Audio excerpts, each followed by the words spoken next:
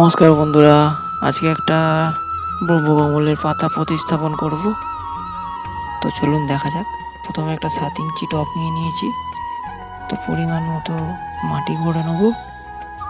তো ব্রহ্মকমলের পাতা থেকেই গাছ তৈরি হয়, খুব দারুণ ফুল হয়। আপনারাও বাড়িতে লাগাতে পারেন, ব্রহ্মকমল বাড়িতে লাগানো খুব ভালো। তো আমি লাগাচ্ছি ব্রহ্মকমল গাছ, তো আপনারা দেখতে থাকুন। তো এই পাতা ব্রহ্মকমলের, এর মধ্যে রুট হরমোন লাগিয়ে নিয়েছি। তো এটা আমি প্রতিস্থাপন করে দিচ্ছি। গাছটি প্রতিস্থাপন করা হয়ে গেছে। তো দেখুন কি সুন্দর লাগছে পাতাটা, এই পাতা থেকেই ফুল হবে। যদি চ্যানেলটি ভালো লাগে, লাইক, কমেন্ট, সাবস্ক্রাইব করবেন। ধন্যবাদ।